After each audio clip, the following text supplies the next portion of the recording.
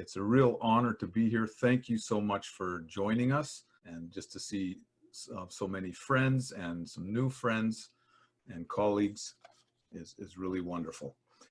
James Moran and I, who's here in the audience, and our friend Erica Jones did a podcast a couple years ago called Wild Wild Archetypes about Rajneesh. I highly recommend checking that out. James is a very talented astrologer. So is Art. And Art is doing a daily podcast on the transits, or a webinar on the transits, which is called Art? World Transits Today. Yeah, so check that out. It's at Reference Astrology. It's the last time I'll say it. Thank you. Yeah, you're welcome. And James is doing a lot of interesting stuff too.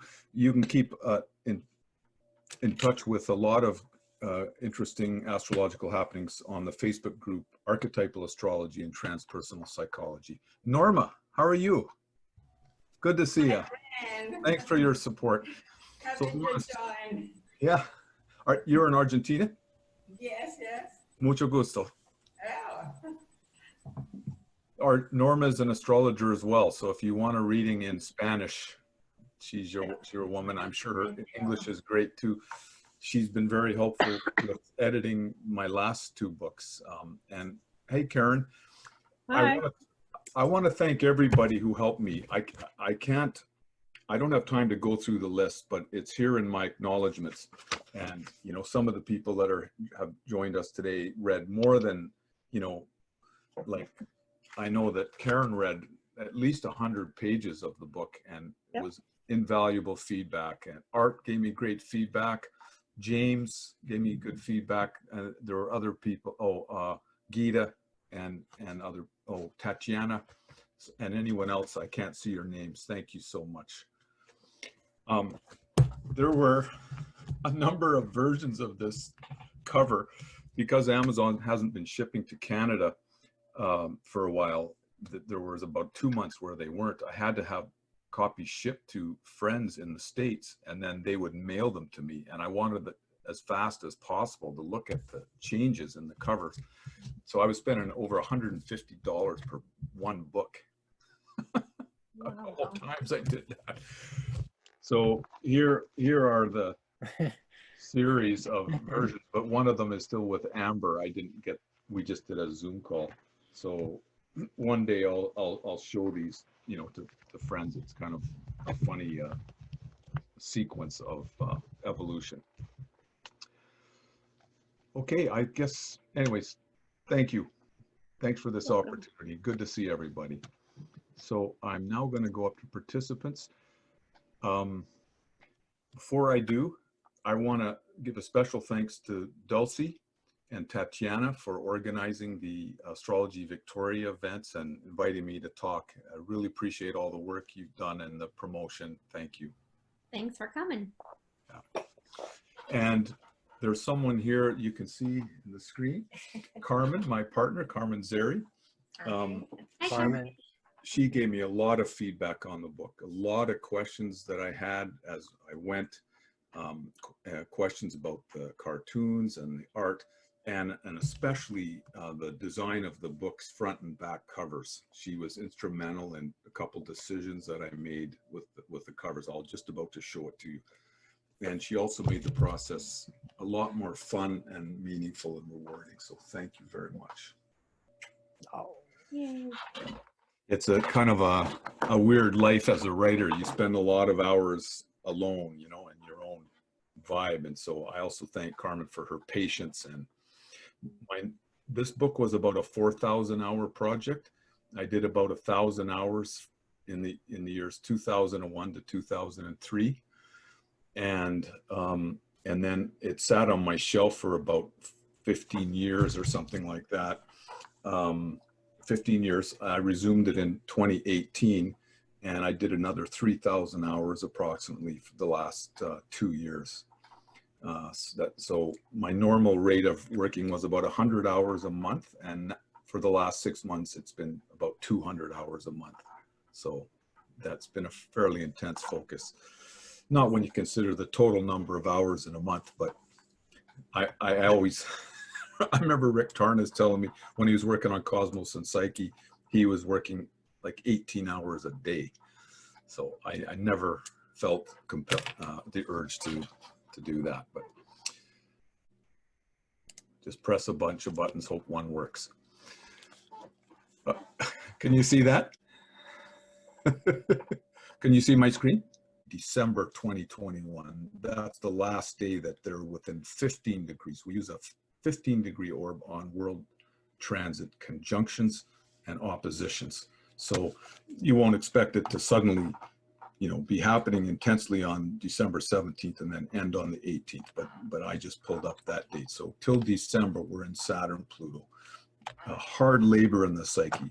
The great mother goddess bearing down like a hard birth contraction on the world psyche. Introspect, stay home, look at yourself, burn less carbon, find meaningful work, connect with each other, and stop running around doing a lot of unnecessary shopping and diversions. These are some of the ways that observers might see this manifestation of this Saturn Pluto birth contraction happening right now. So I'm very proud to show you the cover of my book. And again, thank you to the people who helped me. Norma, it's really nice to be able to see you right there, and Karen in my screen. Thank you so much for your help. So this is the cover I arrived at. The Amazon printers don't translate exactly, but it probably won't look quite that bright, but that's what I came up with. And Karma was a big help. Here's the back cover. Got some, some of the many endorsements that I have, I put on the back. I really like Rebecca Farrar is a colleague in San Francisco. Wild Witch of the West is her moniker. And I was just really proud to put that on there. And my good friend Amber Balk, who was the only one to read the entire book, and Becca Tarnas, Lawrence Hillman, Stan Groff, and Patricia Walsh are some of the endorsements. So I thought I'd start with some fun comedy. This is in my Neptune chapter, and we are in a semi-square right now. And you can see her head, right? I've got my little control tower. Nothing's moving at the top right now, right? Okay, so only I can see that. Okay, so thank you to Samantha Mirando for drawing many of these interesting cartoons. Welcome to the 3032nd Intergalactic Federation of Astrologers Convention. We have a wonderful lineup of presenters for you, beginning with Darman Fulbley, who will speak on the pervading bias of Milky Way-centric chart analysis. Let's see here. Galena Morphling will talk about her new book, Thousands and Thousands More Comets, When is Enough Enough? Gordap Zinglu will offer his take on problems of locational timing during transwarp speed births. And Dublek Gablo will present her feelings on Perun holophasic transdimensional chart modeling. What could all this possibly mean? The far-reaching journeys and explorations of Uranus Neptune. So I just want to turn this time here so I can keep track of it. I'm so glad to have this time. So I thought you'd be interested in checking out the contents. I go through the sun, moon, and planets, and the ascendant, and also this beyond gendered Greco-Roman planetary names. And I'm going to read you part of that section.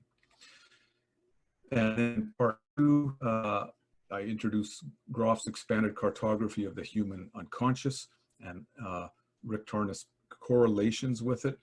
And then a section comparing the perinatal matrices that Groff discovered with the hero or heroine journey of Joseph Campbell.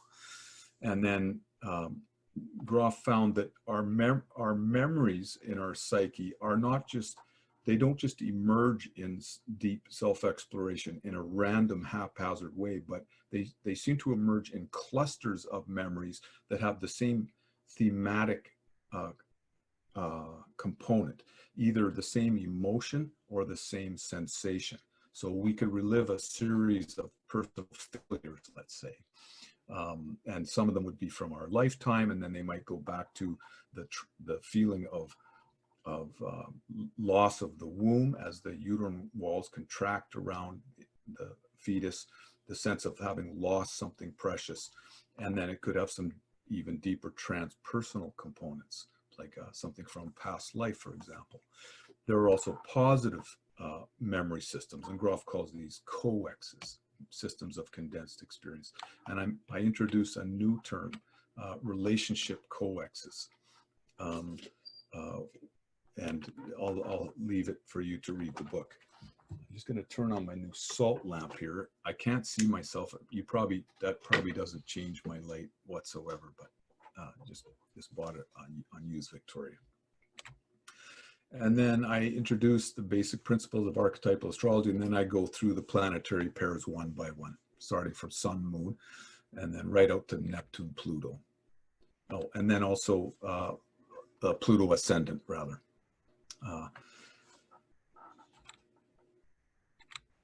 So here's a little bit from the preface. Every human being feels deep longings for love and connection. Some of these needs can be met through the warm and loving relationships with our partners, friends, and family. Yet we are also told by the mystics that our most profound yearnings are to reconnect with the source of life itself, the cosmic creative principle. This book explores the interplay of these two essential drives within us, the social and the spiritual, our relationships with other people, and our relationship with the universal field of consciousness. And basically, I hope this book will be a supportive guide in both your healing and loving quests.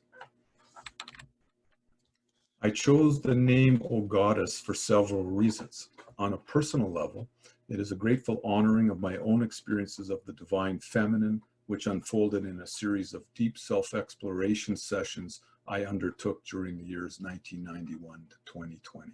I don't want to just come out and tell you what kind of sessions they were, but I think you probably know.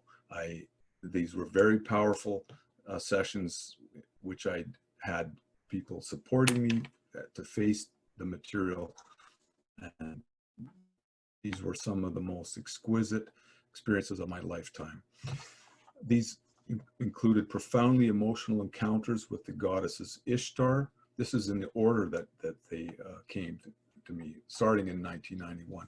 Ishtar, Persephone, the Crone, Kali, Mary, Isis, Pele, and Parvati. And Parvati was just 2 summers ago. These blessed experiences helped to change the course of my life. And I also talk about the return of the feminine is one of the most urgently needed evolutions in our continued survival as a species.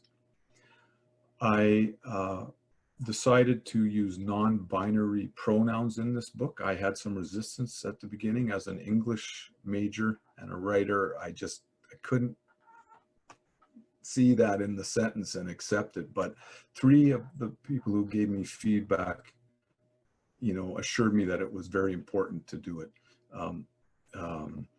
One of them was Eve, my friend from Victoria, and another astrologer, and then Lily Falconer, our astrology colleague in San Francisco.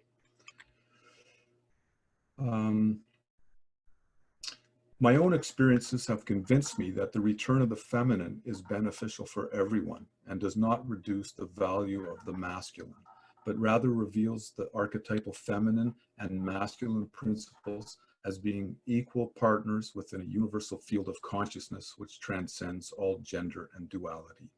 Every person contains, of course, a blend of both feminine and masculine qualities, and the yin and yang principles are spread through every molecule of creation.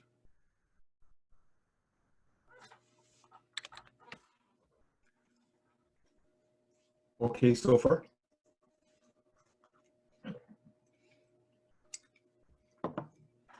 Okay, so this is just a random but beautiful painting from the Moon Mars section by British artist Josephine Wall. I've had one of hers on my wall, a poster, for 20 years, and I didn't even know who painted it, and I discovered her while looking for more goddesses to put in my book. Diana is the ancient lady of the beasts, and as the mistress of wild things, she is responsible for anything young and vulnerable. She is also the goddess of the moon, as symbolized by the crescent moon diadem she wears in her hair. Her role is to represent the mystic primitive identity of the hunter and the hunted. She is often called upon to protect and help women during childbirth, and is the midwife and protector of the divine child within.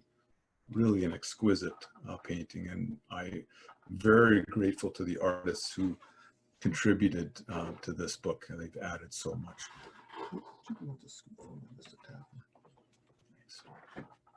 I'm holding Carmen's hand, so. So this is my title quote from Stan Groff, talking about the approach of Oceanic Sex, something that he introduced in, I think, Beyond the Brain. The aim is to experience the loss of one's boundaries, a sense of fusion and melting with the partner into a state of blissful unity. The genital union and orgasmic discharge, although powerfully experienced, are here considered secondary to the ultimate goal, which is reaching a transcendental state of union with the male and female principles. And this would be the same in same-sex couples. It's the male and female within both people. Some of the subjects who have reached this form of sexuality, when asked what function the genital orgasm has in it, would respond that it serves the purpose of removing biological noise from a spiritual system. So this is the overall philosophy of sexuality that permeates this book. And what this is that the idea that, you know, there are many enjoyable parts of sexuality when it's a, you know, positive experience, but the part that really satisfies us the most, that gives us a lasting sense of peace and unity and satisfaction, is the bonding with the lover afterwards. It's the lying together for a long period, and you know, holding hands or full body contact. And it's not the intensity of sexuality or even how exciting it is that satisfies us on a deepest level. It's how good we feel afterwards, how peaceful, calm, and satisfied. And so the question then is, what is keeping feeling that satisfaction? Maybe we don't have a partner. Then what are the wounds preventing us from having a partner? What are the unmet needs? We might have our needs from unmet needs in infancy or childhood could be so great that we, in a way, feel too needy to even be in a relationship. Those kind of wounds can be healed in holotropic breathwork or psychedelic-assisted psychotherapy as we regress to that earlier state of vulnerability and then receive what we didn't get at the time. There could also be aggressive energies, or you know, if there was sexual abuse in our life, there could be complex themes mixed in with our sexual arousal when it happens. And Groff was able to prove that there's a finite amount of those traumatic foreign energies in the individual psyche, and we can systematically unpack and resolve them and clear them out, and then reach these more Neptunian states around our sexuality. So I won't read all of this, but Becca Tarnas, first Lisa Liam Bruni, another brilliant colleague, helped me with this section and suggested some sentences that were very helpful, and moved the order of things. And then I sent that version to Becca Tarnas, and she suggested I move this from the end of the book to the very beginning. So thank you to both of them very much. I'm very proud of this part of the book, and very grateful for their help. So the rebirth of the feminine in human society is one of the great overarching processes of our time. In the field of astrology, an important development in this ecstatic reawakening is the discovery of millions of new asteroids, some of which have been correlated with goddesses of Greek mythology. And their inclusion in the traditionally masculine astrological pantheon reflects a dramatic shift in how modern astrologers are making space for and reintegrating these empowering feminine archetypes. So this is a profoundly positive direction and an important way of reintegrating the feminine, but yet there are other developments in astrology which also reflect this dramatic feminine rebirth and reawakening without necessarily bringing in new celestial bodies, such as asteroids. The central issue is that the feminine principle, in the abundance of her many rich variations and phases, needs to be seated equally at the highest head table of the gods and goddesses. Astronomically, the asteroids are a secondary category of celestial body in relation to the planets. It follows that settling for a correlation of feminine archetypes with asteroids represents, in some ways, a marginalization of the female principle. Furthermore, since asteroids are relatively newly discovered celestial bodies, it is possible that some of them may have been given inaccurate names and thus characterizations. You know, a new asteroid is discovered, somebody gives it a name, and this person is probably not, you know, in the shamanic tradition or the archaic primitive mind of our ancestors that was sort of in touch with the archetypal dimension, this participation mystique that our ancestors enjoyed. It was just somebody who, for various reasons, chose a different, you know, a goddess from Greek mythology. And then from then on, we just assume that all the meanings associated with that god, that goddess, will be connected with that asteroid. So that could be true, but there are precedents for suggesting that heavenly bodies can be misnamed. So it may take some time for us to confirm, or in some cases to modify, the asteroid mythology correlations, is what I'm saying here. Planets can be misnamed. That one's hidden for me. The astrological qualities related to Neptune, peaceful, mystical, spiritual, idealistic, and imaginative, bear little resemblance to the vengeful storm god Poseidon Neptune in Greco-Roman mythology. I heard Rick Tarnas and Rob Hand talk about this in a car ride I got to enjoy with them. Rob Hand was doing a weekend workshop at Esalen, and we drove into Nepente for Mexican food, and they were talking about this, and I was very impressed because most astrologers just kind of follow along, you know, with the tradition, right? So they, you know, questioning it from a more nuanced way. Tarnas recognized that the archetypal meanings related to Uranus, urges toward freedom, individuation, breakthroughs, rebellion, and change, do not match the Greek sky god Uranos, who is essentially a static patriarchal figure who sought to prevent change. He's essentially a Saturnian figure. And we know that Uranus is not is more about revolution, breakthroughs, defiance, rebellion. He suggests that a closer corollary is the Greek titan Prometheus.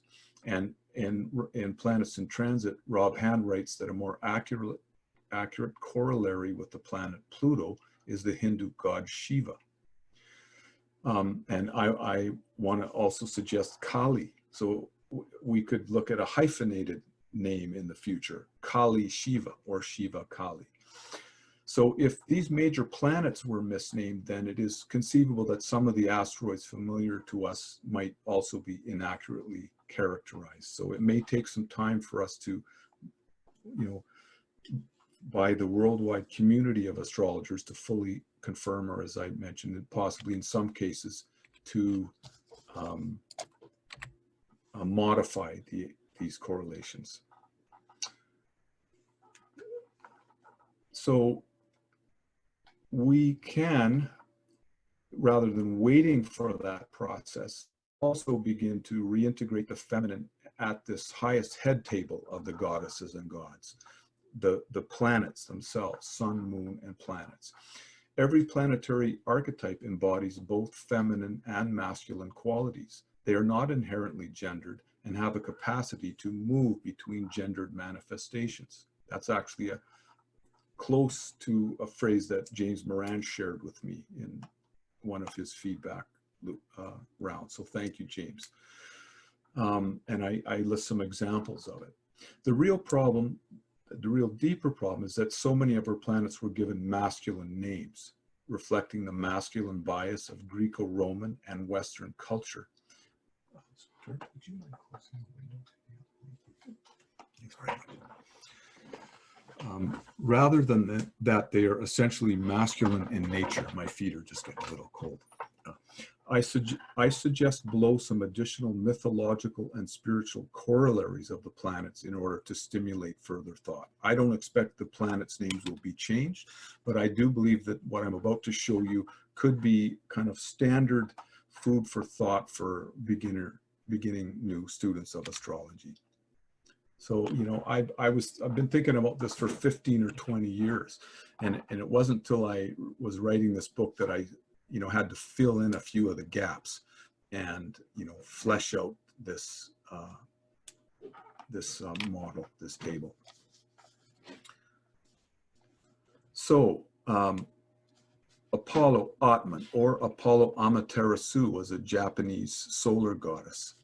The moon, Demeter, Isis is one possibility. Both mother goddesses, very famous mother goddesses, worshipped for thousands and thousands of years. Or Parvati, Nannar.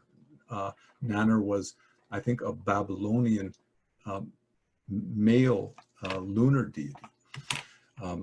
Mercury, Metis. Metis was the Greek goddess of measurement. Venus, we know her female qualities from Aphrodite, but Adonis is a masculine example. He was the most beautiful or handsome man. Or Venus, Narcissus. He stared at his own reflection in the water and it didn't have a very positive outcome. He was punished by one of the goddesses. So it'd be the shadow side of Venus. Mars, Athena. Athena is a wonderful martial example of the Mars energy in female form. She was the Athenian goddess of war, also wisdom. So it's more like Mars inflected by Jupiter. Mars, Jupiter is a closer fit to Athena, but I really like her for here. Jupiter, Lakshmi, a beautiful Vedic goddess from India, abundance, prosperity, bounty. She is a goddess that appears in psychedelic therapy sessions as people have rebirth experiences. Lakshmi can appear, also Parvati, Mary, Isis, Demeter are the most common ones. So Lakshmi, Jupiter. Saturn, Maya. Saturn, the myth of Saturn is a pretty close fit. Maya is the Hindu concept of the illusion of the material world, that we're somehow, this is a virtual reality created by the cosmic creative principle. And so it's so convincing that we see it as totally real. And that's the Saturnian part of Maya, that the small R reality world. Or Saturn, Moirai. Moirai were the three female fates in Greek mythology. And over again in Greek mythology, it is stated that they were more powerful even than Zeus. They were considered the supreme powers in the universe, in the cosmos, and they were feminine. And I forget their names, but I think it's Alexis, Clotho, and Atropos, something like that. And Clotho spun the fabric of the lifetime of each being, and that is the Greek root of our word cloth. Then Uranus, Persephone, the goddess of rebirth. She also appears in sessions of when people are accessing the coming out of the birth canal, spiritual rebirth. Persephone is a very common goddess. And Prometheus, Rick Tornes' suggestion for Uranus, but clearly both of these are good fits.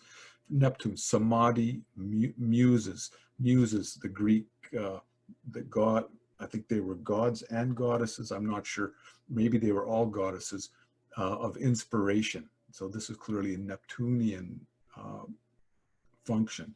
Samadhi was the term in Indian philosophy for transcendence of the Maya, of seeing beyond it and reaching states of unity. Or Brahman, that's not a masculine term. Brahma was a masculine god. Brahman means the universal soul, or Tao,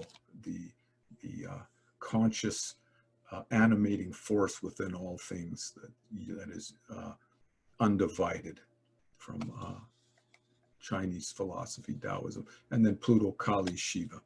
And I talk a little bit more here about various facets of the archetypal feminine may be represented on a number of astrological levels at the same time. For example, the mythological Hera, Roman Juno, who embodies relationship structure and commitment, justice, equality, patience, jealousy, and insecurity, seems to correspond to alignments of Moon Saturn, as well as to the asteroid Juno, and the zodiac signs Capricorn, Cancer, and Libra in various ways. So here we have a mythological archetypal meaning, Hera Juno, which seems to correspond to a certain planetary pair, Moon Saturn, to a certain asteroid, Juno, and also to zodiac signs. So these meanings are permeated through different layers of astrology, which enables a rich syncretism and pluralism in the study of the heavens. So just a random little bit of humor here.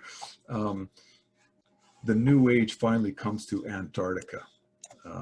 Thanks, everyone. You may now put your ice crystals and feathers on the snow altar. Oops.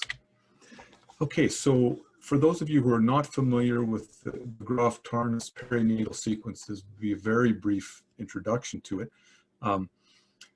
Graf found that when people's deep self-exploration in psychedelic therapy reached even deeper than the personal biographical layer of their psyche, memories from infancy to the present, it reached into memories of the birth process.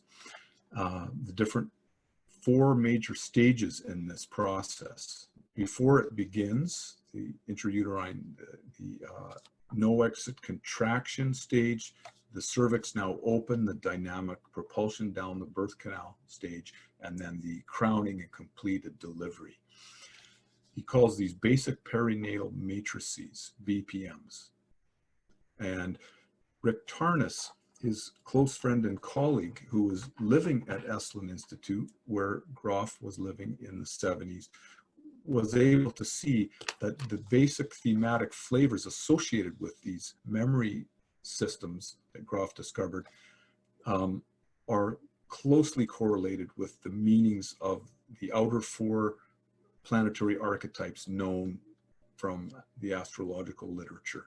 And it was a remarkable discovery. And this has, I believe, added some elements to astrology that have not been completely integrated across the board, but deepened it, fleshed it out in some ways, tied in planetary archetypes with human psychology in some very profound ways that can help to make our astrological practice more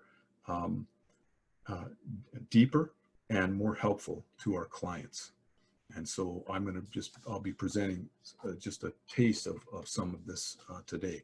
So Graf found that when people are reliving one of these stages of the birth process, it's not just an obstetric experience, even though there can be verifiable obstetric details that can later be verified by an independent observer. An even more important component of these BPMs are archetypal qualities that share the same thematic flavor. So when people are reliving a good womb experience, it can be overlayered with sequences of heaven or paradise, union with Great Mother Goddess or with God. There's no boundaries, Neptunian quality in that. I won't go through these now, but as we go through the sections, I will. And these perinatal experiences surrounding the birth, perinatal, always have an obstetric component, but they also open out into racial and collective memories that have the same emotional character as that stage of the birth, past lives, to different archetypes and mythological sequences archetypal terrain, such as heavens associated with BPM1 or hells associated with BPM2 and so forth. So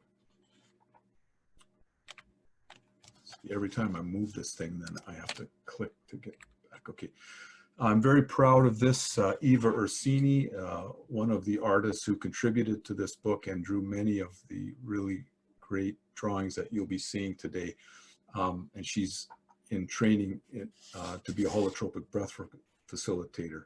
I think she's originally from Slovenia, but now living in Switzerland. So this brings in the mother. Groff, he's emphasizing here separation from the mother. So this is the umbilical cord has been cut. And at this point, we become an anatomically distinct organism, biologically autonomous in that sense.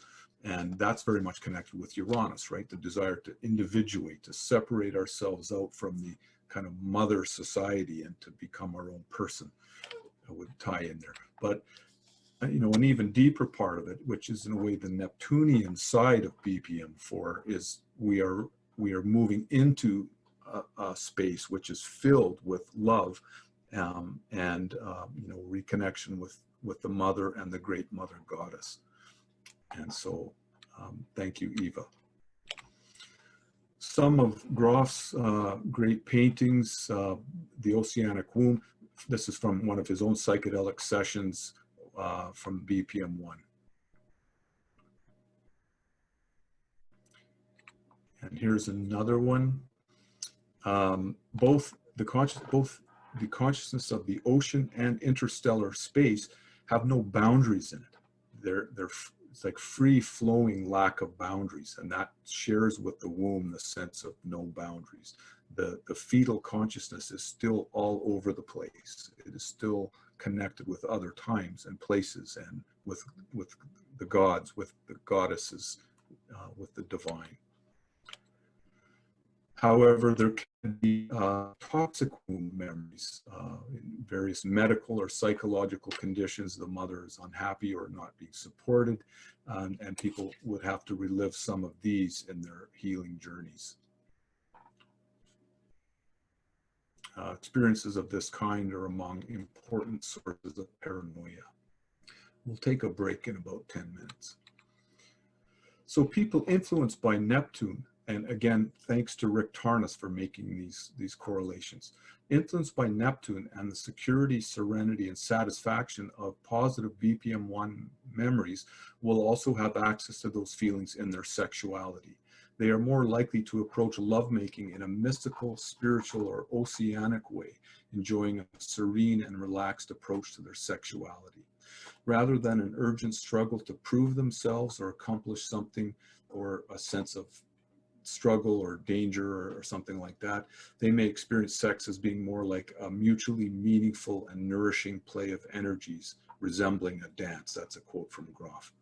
Although the orgasm is experienced on a powerful level, the most important element of sexuality for them will be the loving and blissful merging before and especially after orgasm. And they're able to reach a state of relaxed satisfaction.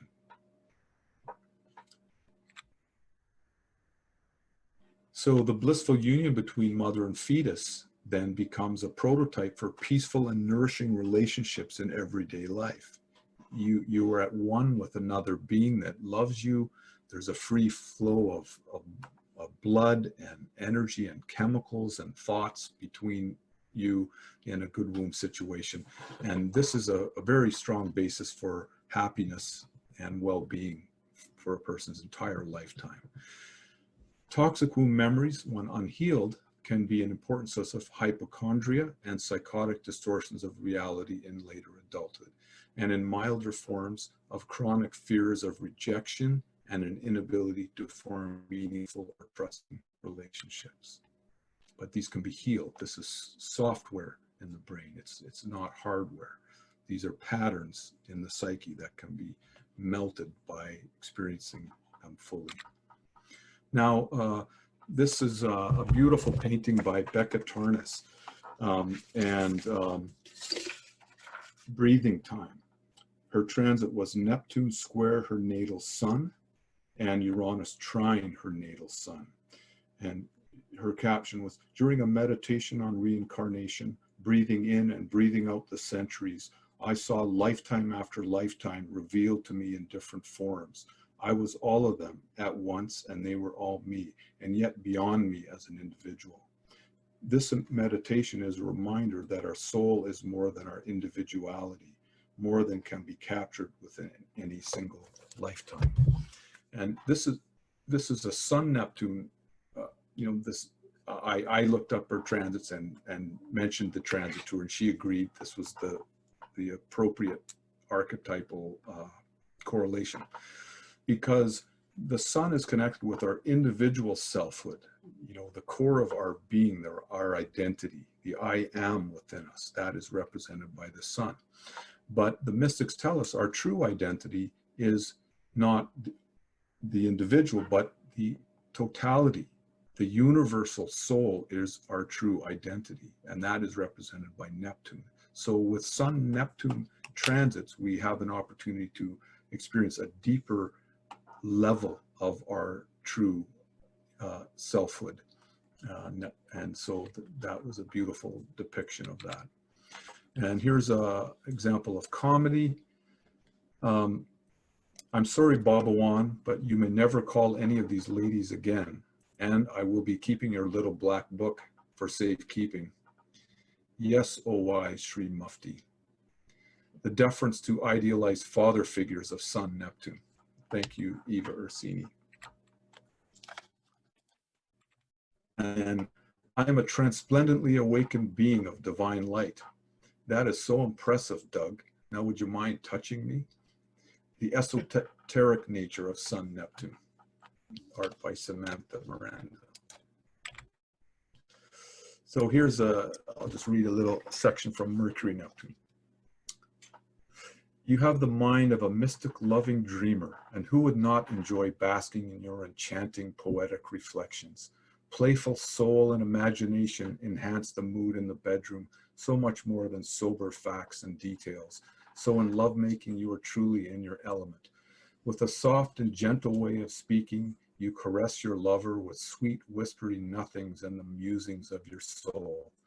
We are two fish floating serenely over an azure tropical coral reef.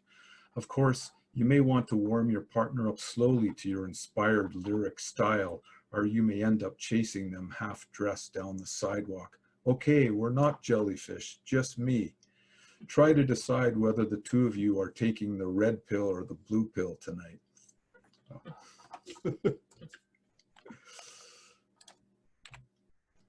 And then, oops. The emphasis in holotropic states, holotropic breathwork or psychedelic states, is on transcendence of the illusion of the separate mind, opening to higher meaning and serene mental ecstasy. In your religious life, you may be drawn to sacred chants, mantras, or mystic syllables such as Om or Aum. Remember the admonishment, those who speak do not know, and those who know do not speak. Although quiet people often don't know much either, and there have been some very chatty gurus. Mercury Neptune represents the ineffable, the peace of God which passeth all understanding. And you can only get there by making love. You cannot F the ineffable. People who went to church will know what I'm talking about there. This is another example of Mercury Neptune, a wonderful creation by Tatiana Hassan, one of the hosts of this event, and the Astrology Victoria. She gave it a brilliant talk. I was really impressed with it about 5 months ago, at the meeting place in Victoria, when we were still meeting, and she made this, I believe, the day of her talk, or maybe it was the day of her talk. And she has a natal Mercury Neptune square, and it was being lit up by Neptune. So you see the sense of higher meaning, higher influences, the boundaries of the mind are being completely opened up by Neptune. a real honor to have that in here. Thank you very much, Tatiana. And then Psyche's Dream, again by English painter and sculptor Josephine Wall. As Psyche sleeps among the flowers, she dreams of beholding the perfect face of Eros, her lover. Having found true love in each other, they float down the river of life forever. That is a gorgeous painting. Okay. Okay, here we go. So this is Venus Neptune. You can hear me? Good. Yeah. Okay. Now I'm seeing different folks. It's like I can see Karen, Tatiana, Chantel, and Norma. So please give me a thumbs up if it seems tolerable what you're hearing. I just want to make sure that I'm recording. Yes, we are recording. Okay. Okay.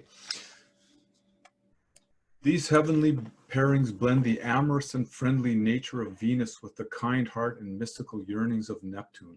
You are a sweet and sensitive soul whose deepest desire is to love and be loved. A child of higher spirit on earth, you are a beautiful and entrancing mystery, the innocent, winsome smile on the soul's Mona Lisa. You feel a natural openness and trust in the safety of the universe, and your tender compassion will help people to feel at ease and comfortable around you. Drawn by oceanic flowing forms of beauty, you may also enjoy moments of rapture or epiphany in the presence of gorgeous music, refined art, or sublime nature.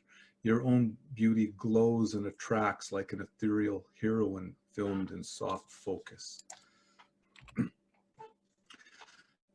During transits of Venus-Neptune, you may feel a sweet appreciation for moonlight walks along a sandy shore, enchanting dinners to candlelight, or romantic vacations in exotic locales.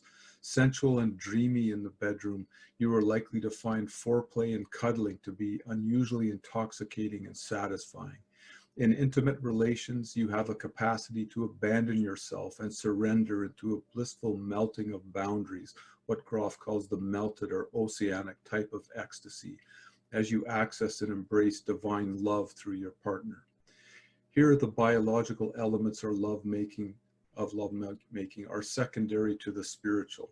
Sex is an avenue for merging your souls. Floating in an ocean of sacred euphoria, you join with the archetype of the beloved itself.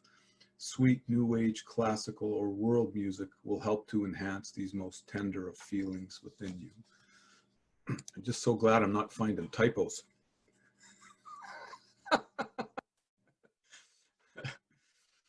So this is another, Eva drew this. I want Venus in BPM1. This is a way to sort of link Groff's work with Tarnas correlation. So Venus Neptune would have some connection with Venus in the good womb, like Aphrodite in the good womb. Your oceanic being has quenched my lovesickness at last, mine too. My heart is enraptured in loving devotion, blissful communion, this sweet romantic dream, every yearning utterly fulfilled. We get on so well, don't we? Tender adoration, O higher beloved, the divine romance of humanity. So yummy. Beautiful heaven, this is the sweetest moment of my life, and it will last for an eternity, darling, for an eternity. Like a fetus united in sweet bliss with its mother in utero, Venus Neptune graces the psyche with a higher divine love. Art by Eva Orsini. And then she did this one as well, the amniotic Mars. Like existence in a cosmic womb, Neptune helps to soften, spiritualize, and hydrate Mars' dynamic energies, leading to a more relaxed, altruistic, and flowing approach to life. Mars can also encourage us to pursue, in more active and dynamic ways, Neptune's unitive states of being, like by going after those experiences, by doing sessions, by doing the work to open the psyche to these unitive states. The shadow side of Jupiter-Neptune emerges when your natural impulses toward abundance and satisfaction are pursued in too literal or excessive ways, as in mirages of limitless prosperity, rose-colored over-optimism, or gaudy religious materialism. This is just the shadow side of Jupiter-Neptune. I cut out the rest of it. So the title, there was lots in between the title and this, but I just wanted to read you this. So after completing the introductory weekend course, the week-long retreat, and 2 follow-up seminars, you become a level 1 cadet. Then 3 more seminars and you get to level 2, and so on, until eventually, if you give everything you have and are truly worthy, you will reach level 10, followed by a special enlightenment ceremony with the president, where you get a lapel and cufflinks signed by His Loftiness, the founder. Oh, wow, sign me up. That's Venus Neptune, or Jupiter Neptune.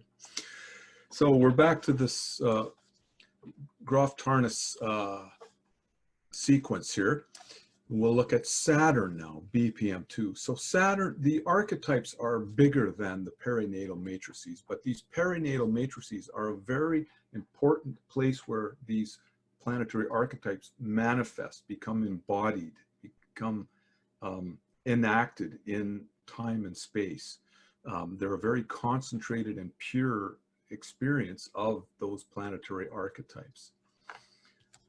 So Saturn, the essence of it is based on the cervix is still closed, the uterine walls are contracting, the water has broken, there's feelings of shortness of breath because the oxygen supply through the umbilical cord could be diminished or cut. There's no way out in this stage, and it's connected with feelings of entrapment, hellish sense of loss, guilt, failure, and so on in its purest form. Now, Saturn, again, has many positive sides, but BPM2 is essentially an unequivocally negative experience, a very important basis for depression in later life till it's cleared out of the psyche. So people influenced by this matrix often feel a marked decrease in their sex drive. They might experience lovemaking as being painful or oppressive, possibly the last thing in the world they might be interested in doing. BPM2 is related to unpleasant tension, frustration, or pain in all the erogenous zones. So nothing is flowing, nothing feels satisfying. So it could be connected with constipation, no sex drive, or a sense of it being a dangerous or painful thing. Even at best, under a strong Saturn transit, sex may feel somewhat more routine, mechanical, or brief. But if BPM2 memories are close to the surface, then it will be even more extreme than that. So here's an example for Moon Saturn. Jean-Paul Sartre, the father of, or one of the main contributors of existentialism, had a poorly managed and unresolved mescaline session in spring of 1935, which left him with acute feelings of anxiety and depression. And his philosophy of existentialism can in many ways be seen as an expression of BPM2. The underlying feelings of loneliness, inferiority, and guilt, fear of death and insanity, the horror of being trapped and engulfed, and a sense of absurdity of life. His major transit was the Saturn return. So he has a natal Moon Saturn. His famous quote is, "Hell is other people." That's very much Moon Saturn. And here, our prototype of the other is this sort of contracting, punishing, squeezing force, and that became a very powerful influence in his life and in 20th century philosophy, actually. But we know that people with strong Moon Saturns can face this material and move it beyond it to the numinous transpersonal realms. Example of Mercury Saturn. In a replay of the fetus experience being compressed within the contracting uterine walls, Mercury's vision and perspective can be constricted by Saturn, leading to pessimism and negative thinking. But the positive side is a sober, organized, and practical mental approach. Now, in my book, I have, like, here's the Moon Neptune chapter. I don't know if you can see that. I talk about, like, in an individual chart and transits, and then in relationship charts for each one of these, in the general themes in a relationship, and then one or two paragraphs on, like, Moon Neptune in composite charts, and then one or two paragraphs of Moon Neptune, for example, in synastry charts. So I go through all of these and talk about them in composite and synastry. I won't have time to share many or almost no examples will I be able to share of those relationship comparisons, but it's an important part of the book. I just wanted most of the comedy in the first section. So Venus Saturn, a spoonful of sugar makes the medicine go down. And this isn't the beginning of the section. It's just the section I pulled out.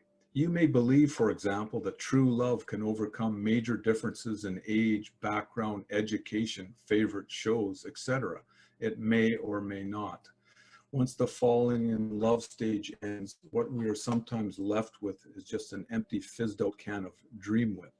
Sorry, sputter. We love this skit from Mad TV. It has the guy that played Walt Whitman in Breaking Bad in it, and what was his name? Mo Collins, and she says sorry. So that always reminds me of that. Check that one out. When the last hors d'oeuvre have all been eaten, couples enter what is called the stirring the oatmeal phase of a relationship. If you can ground your love in a basic lifestyle compatibility, you will gain a steady anchor around which to weather the lean as well as the abundant times. It is also important not to overdo things on the other side by substituting material gain for genuine affection. The vow, I will, is not supposed to read, I want your will. Don't settle for lumpy oatmeal just because there is some sugar on the table.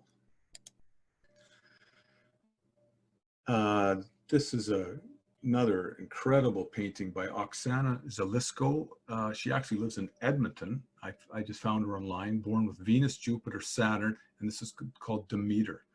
And this masterful classic painting conveys the loss and sadness of Demeter, Venus, Saturn, in the midst of the Earth's autumnal bounty, Venus, Jupiter. Her sadness is accepted and balanced, Jupiter, Saturn, by a mature awareness of the inevitable reunion with Persephone after the period of loss and winter. There's just so much in her face. Really love this. And here's a joke. Darling, did you see that amazing new soul rectification program? Yes, I did. As it turns out, I may not be from the Pleiades after all. Oh no, Bob. We need to talk. Relationship complications in the astrology of the future. So this is a little kind of a new age joke. Hey, a little section from Mars Saturn. Start me up slowly. When it comes to tender human relations, few enjoy being treated like a grindstone. So instead of working over your mate like some kind of pink widget on a flesh assembly line, shift gears into emotional tenderness mode or find some real rocks to unload. At best, lovemaking will have its routine moments. You may feel deliberate motives for having sex, such as, it's good exercise. There, my heart rate has been in the aerobic zone for 20 minutes. Thanks. Now I gotta go weigh myself. To truly release your passion, you must feel a basic level of trust and sensitivity with your partner. And then from this connected place, engage slowly and deliberately. Any sudden plunging or hammering may meet with an instant shutdown. You are like a steam locomotive, picking up your passenger, giving clear signals while rolling down that track, and hopefully not tooting your horn unnecessarily. Train rides do not appeal to everyone, but if you cultivate a little gentleness and patience, there will be plenty of beautiful scenery along the way. Sex with you may not have the flash and glamour of flying or the impromptu convenience of driving, but it will provide a decent workout, let off some steam, and hopefully get you to point O and beyond.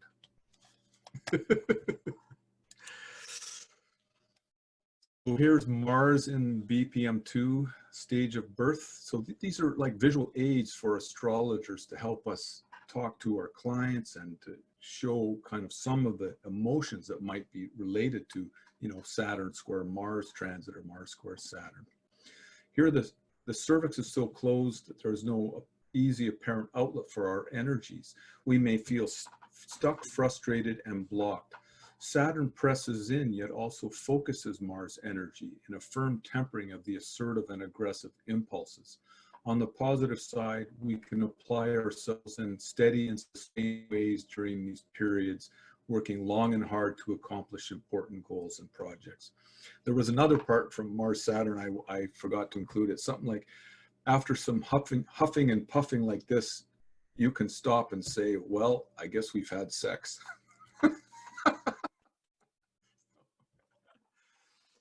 So this is Jupiter in the no exit stage of birth. This is by Olena Preventure, another one of our colleagues in the, I think she's in the holotropic breathwork training, but I'm not sure. I know she's a student at CIIS in San Francisco. Some of you may know her.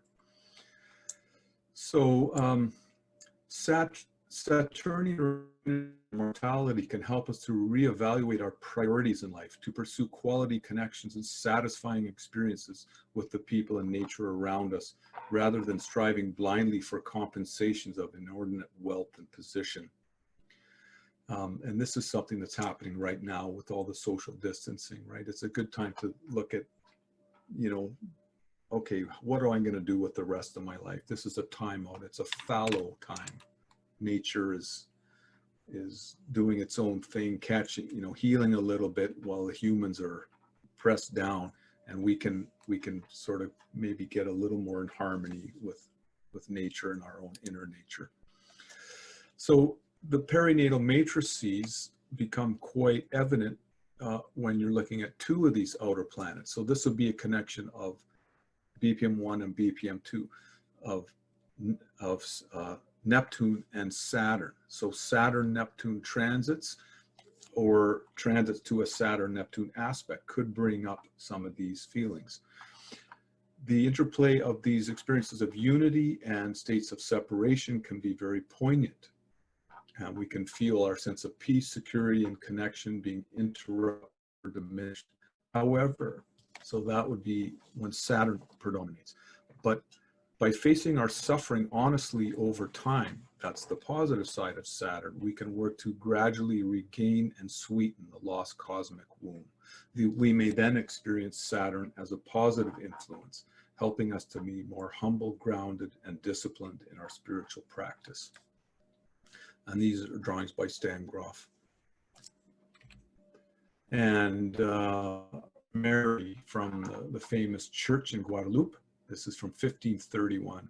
The goddess Mary compassionately feels the suffering of all beings, Saturn, while also offering transcendent comfort, Neptune. She's a bridge. She's in touch with the divine, and yet her heart feels the suffering of all beings. So she's spanning that gulf between the Neptunian unity and the Saturnian state of separation. Powerful visions of Mary and other goddesses occur frequently in sessions of psychedelic-assisted psychotherapy.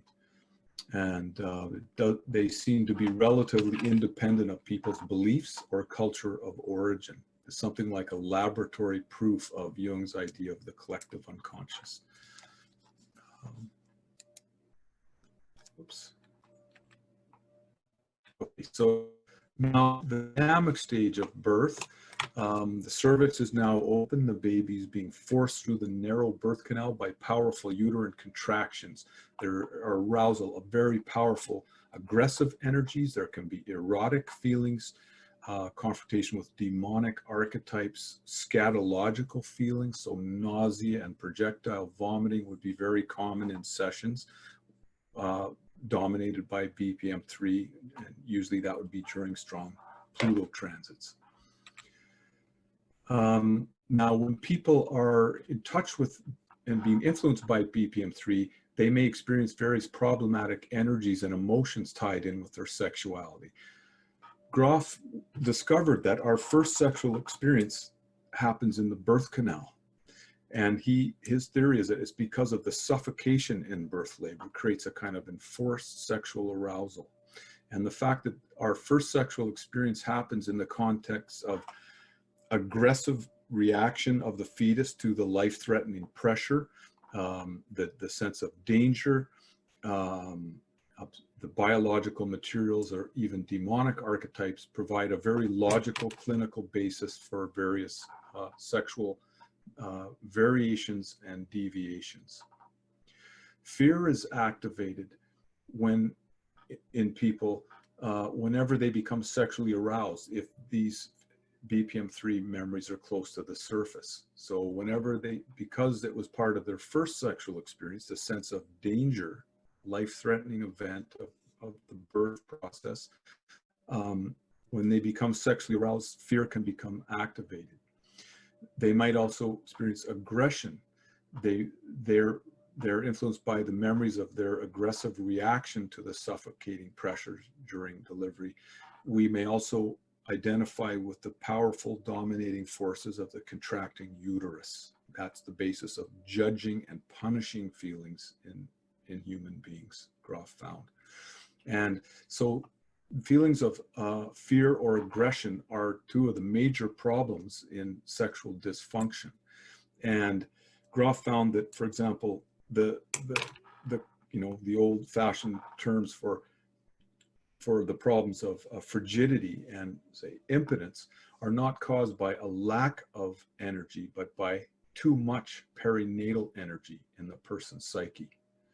He worked with people that were completely shut down sexually, and as they unpacked their perinatal memories, they would get to places where they had very powerful sexual eruptions in their sessions and in the period after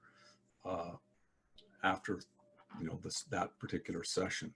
And so it's because we automatically shut down our sexuality when these perinatal memories get activated, when we become sexually aroused.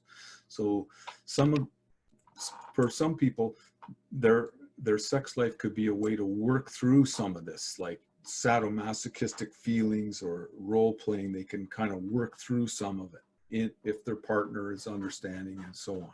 But if the feelings of fear or aggression are too intense, then they would need to do systematic uncovering work, outside of the bedroom to decrease the amount of perinatal material in their psyche, so then they can again feel comfortable with that level of intensity in their sex life.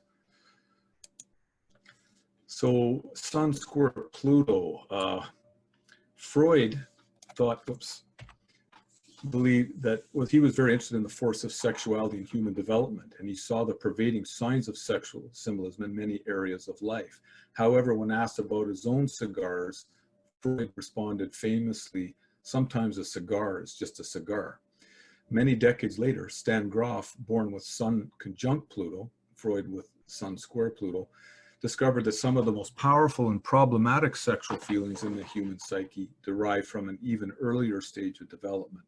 So we just talked about the sexual arousal caused by suffocation during birth labor.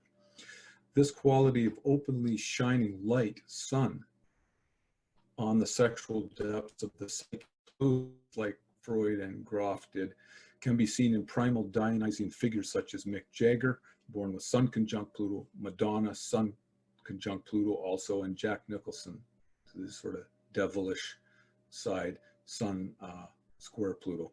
I'm teaching a 10-month online course in archetypal and holotropic astrology. Most of you probably know it. Some of you are already enrolled. And I'll be showing many slideshows with people from different directors and clips from movies, clips from songs. We're actually going to be playing them, and great art and philosophical ideas and themes from literature that illustrate all of these different archetypal energies. And I want to say, if you're watching this later, if you're not watching this live, it'd be really great if you wanted to just write down where you're from, like where are you living right now, just to get a sense of where, you know, who is seeing this. So this is from Moon Pluto. This is my colleague Kathleen Silver, Sacrifice of the Corn Goddess. One of the last ones I added in, very beautiful. From a holotropic breathwork session, which embodied elements of her natal moon square Pluto aspect. She was facing the sense of being overwhelmed, as well as the peace that comes from surrender. A sacrificial victim in a ritual celebration of the corn goddess is buried in corn. She cannot move. She is overwhelmed, and yet her spirit is healed and released by the bluebird and the rainbow. Pluto corresponds to the theme of death and rebirth, while the moon to the moon and stars, the resting womb of the earth, and the seeds of corn. Elements of the sun's vital light, healing warmth, and the rainbow reflect the world transit of Sun opposition Uranus when she painted this, and her personal transit of Jupiter square her natal sun. Looking at art and then the transits of the artist is one of the great joys in archetypal astrology. I love it so much. So here's an example of Mercury Pluto. During the birth process, its psyche is bombarded with a flood of erotic, destructive, demonic, scatological, and pyrocathartic imagery. This is acknowledged in the Vedic tradition, which speaks of the 5,000 image which the fetus encounters during birth. This solution is to face these obsessive patterns of thought in responsible holotropic or psychedelic states. Okay, so this is our colleague Heike Daniel, holotropic breathwork session, Mars trine natal Pluto. What waves of wild and fierce feelings, and I'm really glad I got to publish these in color this time. The full expression of aggressive feelings in holotropic states consumes them from the psyche and decreases their effects in our everyday lives. So a lot of my book is an encouragement to people to do the inner work and specific ways that aggression might show up in their relationships and the ways they might be projecting on their partner, and how to deal with those specific ways to process Mars Uranus versus Mars Saturn, Mars Pluto, and so on. So no one in the audience will disagree that anger can be a problem in relationships, and Groff was able to show where a lot of this malignant anger and aggression comes from in the human psyche, and how to process it. And Jupiter in the death rebirth struggle, Olena Provencher. We may feel powerful evolutionary forces pressing on us to grow, evolve, and reach higher levels of integration, Jupiter, with the world around us. And I forgot to mention the Jupiter-Pluto component of the transits. There's a close conjunction right now for another 9 months. And oh, I did mention this, Jupiter amplifies the Plutonic sense of the apocalyptic side of Pluto, but also the potential for evolutionary breakthroughs and progress. The plow is dropped deep into the ground right now, and yet it's not like everything's stopping. There is an evolutionary momentum here. We can see that in these civil rights protests right now, and it's going to till a lot of soil and the potential for a lot of evolutionary change on a deep level. Here's Rick Carnett, early 90s, around the period when he published The Passion of the Western Mind. I was at a conference in San Francisco in '97 during the great Jupiter-Uranus-Neptune triple conjunction in February '97. It was my only one of 2 astrology conferences I've ever been to. And he said their patriarchy is the 5,000-year birth canal of the great mother goddess. This awareness of a benevolent meta trajectory in history. And while he was speaking those words in his talk, plenary session, he projected this image up on the screen. I tracked this down. Karen Motan was very generous in sharing it for the book. and he projected this on the screen.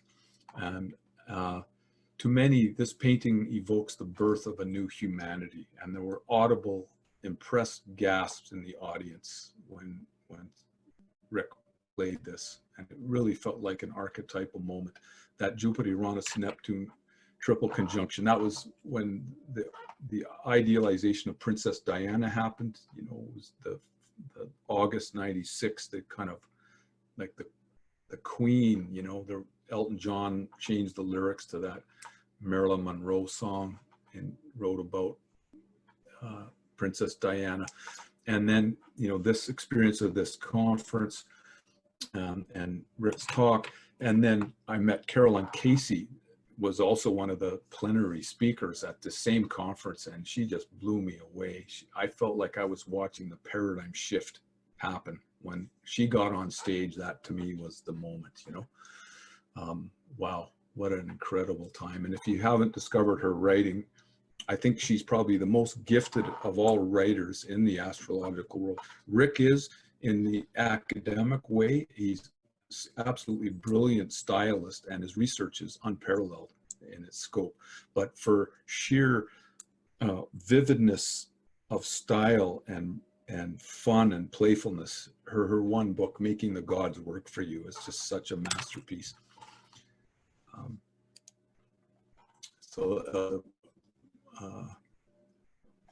People can, you know, read these as they you know, look back over the talk. Her transits were, she was born with Uranus, Pluto trine Jupiter, and Moon, Neptune opposition Jupiter, very similar to what Tarnas has natally as well. And she painted this during the Uranus-Neptune conjunction of 96, 97. This is our colleague from the breathwork community, Alejandra Sigliano Nessi, and you probably know her, Norma, I would imagine. I think she lives in maybe Buenos Aires. And her transits were Sun trine her natal Jupiter and a world transit of Jupiter conjunct Neptune, tree of life.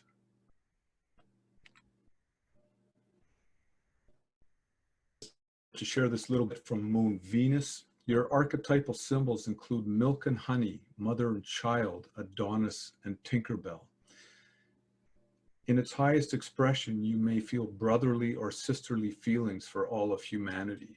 Moon Venus has a special resonance with the myth of Demeter and Persephone, who are the cover of this book. I'm sorry I didn't explain it. This is Persephone coming out of the underworld into the arms of her mother Demeter, and Hermes is a guide in this process. This story was one of the most widely celebrated branches of Greco-Roman religion for over 2,000 years. It was formed the basis of the Eleusinian mysteries near Athens, which used ergot, a naturally occurring form of LSD. And it was essentially about the mother and daughter. Okay, I'm gonna skip that one. Here's a cartoon I wanted to share, Mercury Jupiter, the sophisticated intellectualism of Mercury. Dora, I love you. In the Beauvoirian, Kierkegaardian, or Schopenhauerian senses, please elaborate and take your time.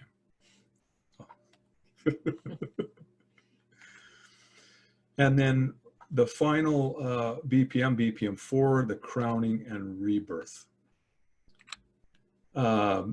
People often identify with reborn deities such as Persephone or Inanna or Christ, Osiris, Dionysus, and then reunion with the divine in the form of the Great Mother Goddess or with God. And this is Isis, who was worshipped for 3 millennia in Egypt and for many centuries throughout the Greco-Roman world. There were branches of worship of Isis in every part of the Roman world, actually. And this is Ocean, African goddess of the divine feminine, love, beauty, and fertility, art by Rachel Santel. And this is from a LSD session by Christina Groff, an experience of psycho-spiritual rebirth. This is a real classic one in the breathwork community, been seen for many, many decades. People influenced by BPM-4 will exhibit a spontaneous and passionate approach to their sexuality, as lovemaking becomes an open channel for feelings of freedom and transcendence.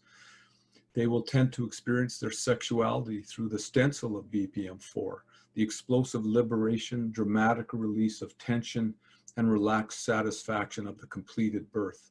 They may also be open to new dimensions of experience, perceiving their lovemaking as an interesting, exciting, or even miraculous portal into spiritual states of being. During intimate relations, people will experience a buildup of genital tension, culminating in a powerful orgasm, followed by feelings of peace, contentment, and well-being. They can deeply surrender to and enjoy their own experience, while also being sensitive to the feelings of their partner.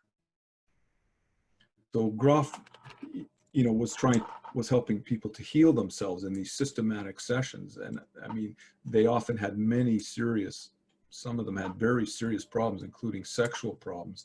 And he wasn't a sex therapist, but a byproduct of their spiritual rebirth experiences was dramatic sexual healing, as these perinatal energies were cleaned out of their body and their musculature and the cells of their body.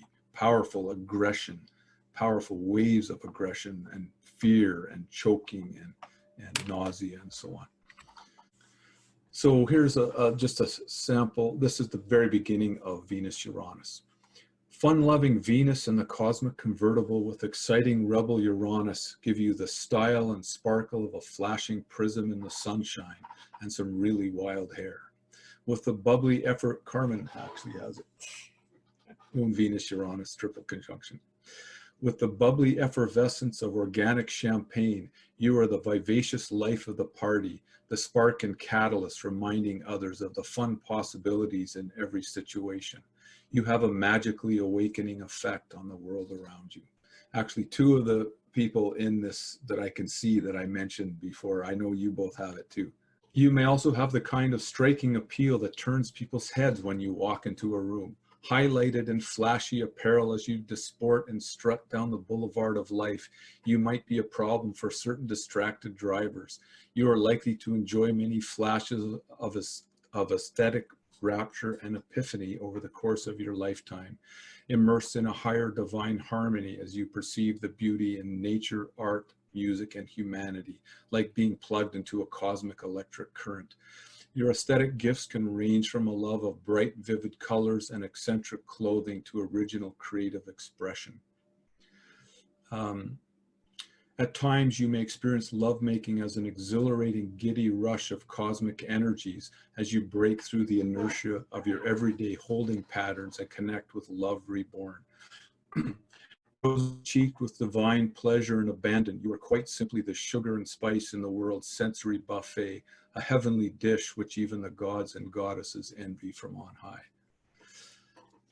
Sugar and spice, sugar is connected with Venus, right? Sweetness, and spice is Uranus, the spicy side of life. These archetypes may also bring occasional curveballs into your love as you or your mate become attracted, often briefly, to a third person outside of the relationship. Venus-Uranus can manifest as the classic romantic triangle. Well, Sally, I'm now in a triangle situation. How about you? Triangle? I remember the calm and stable days of my amorous triangles as if they were a month of Mondays in a snowed-in mountain convent. Wow. So what are you into now? Quadrangles? No, pentantangles. So I say here, the lure of an affair may sometimes feel rightly or wrongly like a life-making offer that must be taken. However, what you might really be craving is the state of rebirth, which the new person seems to represent. If you feel certain that you're going to have an affair, maybe consider embracing polyamory, a more open and ethical and less disruptive way of integrating a new lover into your life. In general, your yearnings for stimulation and excitement may take precedence over your needs for security and stability as you rush into shiny new situations which offer little or no lasting substance. So this is so that was just the shadow side, right? There's a positive and shadow to everything. And then I talk about how to kind of work through that. So this is one of Groff's paintings, and he had Uranus, Pluto square natal Venus when he had this session. This was his third last perinatal session. If I'm not mistaken, yes, it was. And Venus Uranus adds the element of vivid color. Peacock feathers are a very common vision in the sessions of people as they reach BPM 4 rebirth, and especially during Venus Uranus transits or transits to a natal Venus Uranus. You good for 10 more minutes? Okay. So here's some Mars Uranus. You're on fire. With Uranus needs for excitement awakening Mars dynamic energies, you become an electric fireball of adventure and enthusiasm. You are an intrepid high flyer, a spark and catalyst in the world's social powder keg, your passion lighting up incendiary bursts of sky-splitting fireworks.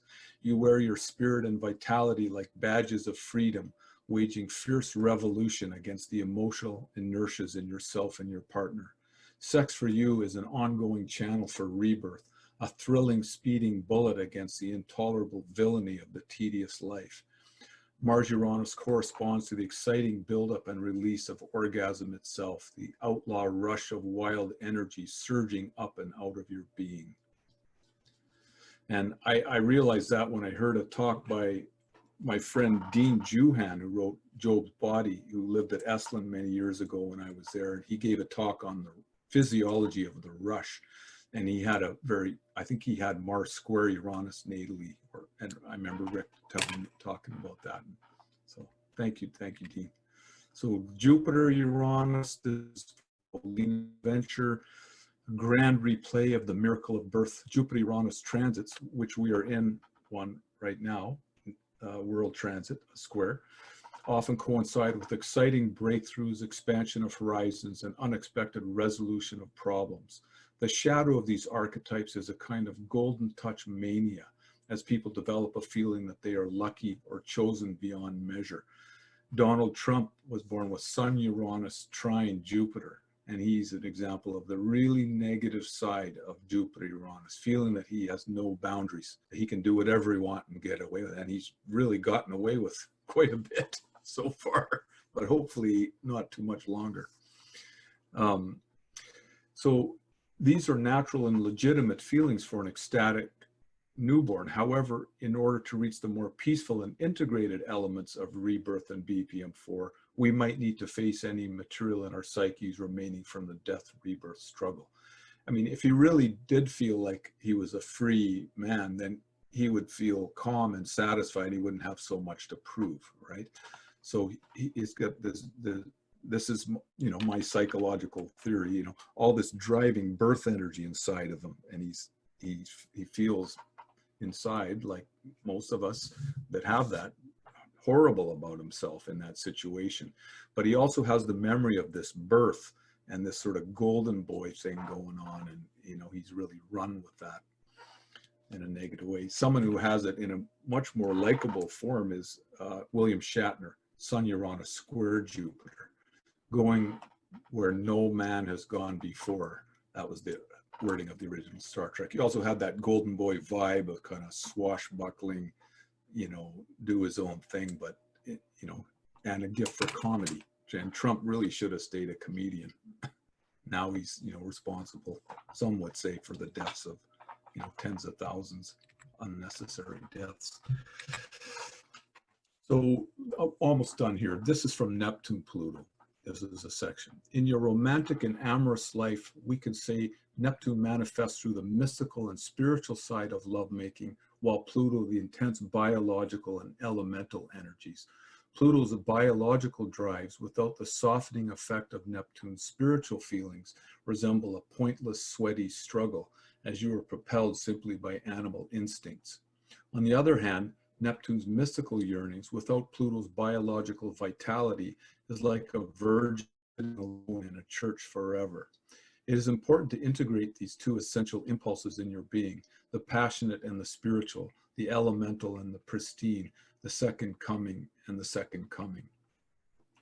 I don't know if you got my joke there, but I was a little conservative on my spelling so it wouldn't gross people out. In holotropic states, you can experience even the most dark and shadowy aspects of human nature. Pluto are ultimately emanations of divinity, Neptune, and necessary elements in the drama of material incarnation. The higher and the lower, we cannot have one without the other. And the challenge is to integrate them both, nature and spirit, the ape and the angel within us, in the most constructive and life-supporting ways. Honor thy inner monkey, just not to excess. And then some examples of synastry, and all people can listen to the recording and you know, read that if they want. So I won't read that. You know, these, just with that configuration of Uranus, Pluto, and Jupiter together, and the significance of the three in all the ways that you described at the beginning of the presentation, you know, I'm just wondering if there's I'm just seeking a synthesis place. Sure, yeah, absolutely. But, you know, just sort of concise, because, That doesn't I mean, I would love to hear all you want to say, okay, but sure. I'm really Yeah. just asking for something concise. Okay, I need to look at this in order to do that. I would repeat part of what I said. It is essentially a death rebirth struggle of the collective psyche. And you know, we've been in it for a long time. I mean, for centuries, maybe for 5,000 years. But since World War I, it's intensified because our technology is getting more and more dangerous and destructive. Now we've got nuclear weapons and now climate change, two huge threats. You know, this virus in its present form is not a threat to the species, though it's certainly a threat to many individuals. So it's a death rebirth struggle, and Jupiter amplifies that, makes it bigger. It's a sense of a titanic struggle. But the presence of Uranus squaring all three of these archetypes means it tilts it toward the rebirth side, like the cosmic midwife of Uranus is pulling us through to the other side. Groff sometimes uses this metaphor of the birth of a new humanity.